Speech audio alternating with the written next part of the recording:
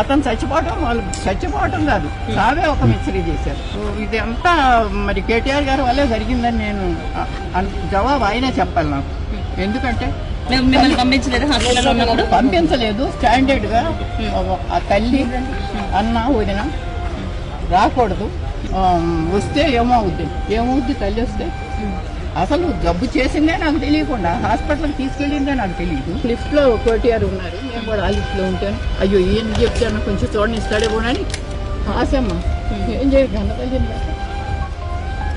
ఆశతో పరిగెడితే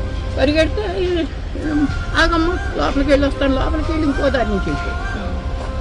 దారి నుంచి వెళ్తున్నాడని అసలు విషయం చెబుతామని పరిగెత్తాను. పడదాను ఈ వయసులో పరిగెత్తే గమనం తలుపు చేసుకున్నాడు.